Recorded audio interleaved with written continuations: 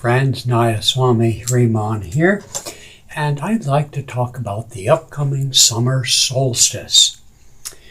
We have a tradition here at Ananda in the Seattle area of celebrating the summer solstice, especially with an open house at our community.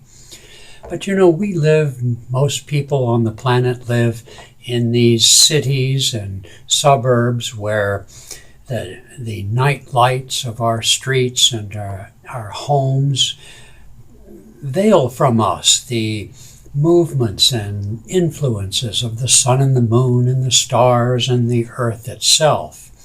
Meditators are counseled to meditate at times of the day such as dawn, noon, dusk, and midnight.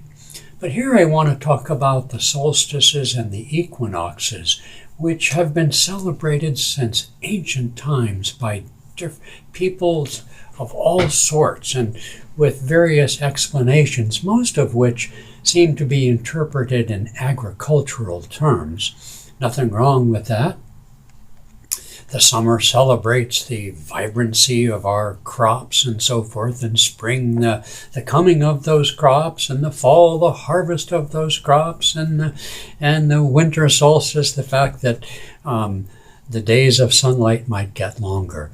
But there's a deeper element to this. All creation, science, and the rishis tell us, is in constant motion. And these heavenly bodies, the sun, the moon, and the earth, when they are in certain positions, whether on a daily basis or on an annual basis, for just moments or hours and so on, they are in relative balance. It produces kind of a window onto inner self-awareness, stillness. Stillness is that from which we all come. Every Sunday at the Ananda Sunday service, we sing a song whose opening words are, "Out of the silence came the song of creation."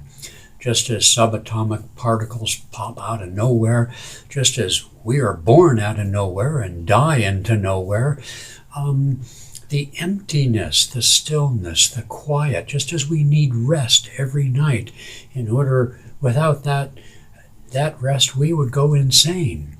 And so pause and rest between activities is an integral part of what is even the ceaseless flux of all atoms and molecules and all of our activities. And so I wanted to share just a few thoughts on the deeper meaning of these things. The summer solstice celebrates the longest day of the year, and of course it's the longest day of the sunlight, and that's just fine. But the sun, Yogananda said, is a symbol for the spiritual eye, which is the doorway to the higher realms, and ultimately the doorway beyond creation.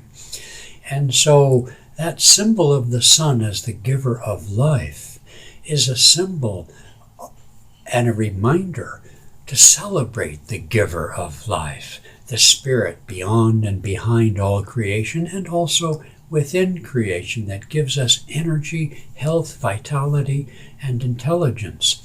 In the pause, such as even in sleep, but of course we're not conscious during sleep, but in the pause of activities, we can feel ourselves as something other than the definitions and the activities that we do.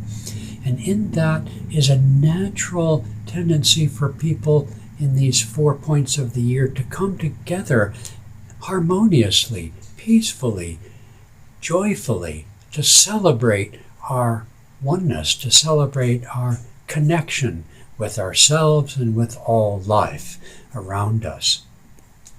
The winter solstice is the shortest day of the year, of course, and rather than huddle in the cold and in the dark, we come together also because the winter solstice is not just a celebration of the fact that the days will eventually get longer.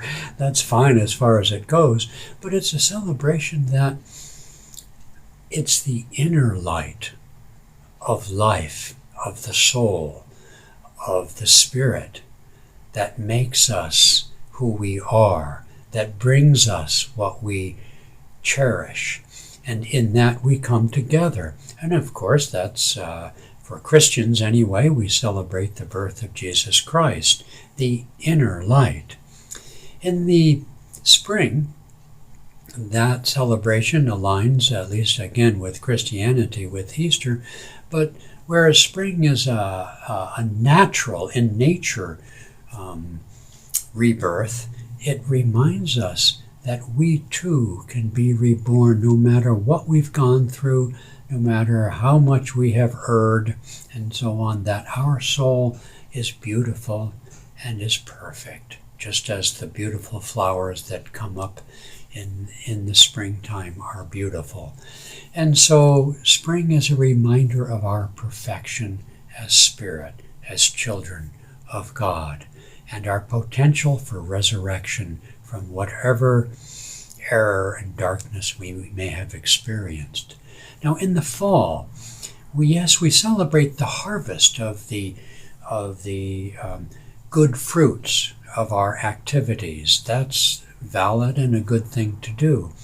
But the leaves turning brown and falling from the trees is also a time that all things must pass, and that it's a time, the beginning time of reflection and assessment. The harvest is not just to enjoy, but also to reflect upon, well, what has been the harvest of this year or this life of mine. And so fall heralds the beginning of a time of reflection, of going within, putting aside our self-identifications and our attachment to outward activities and the roles that we play. Let us therefore celebrate especially these four important times of the year. For some of us, they can be a time of personal retreat, other times with retreat with other groups. In any case, that momentary stillness in those heavenly bodies actually influences us.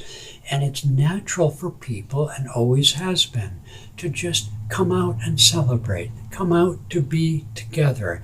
In any case, to feel the joy of the soul, the joy of the life eternal that resides within us. Blessings and a happy solstice to us all.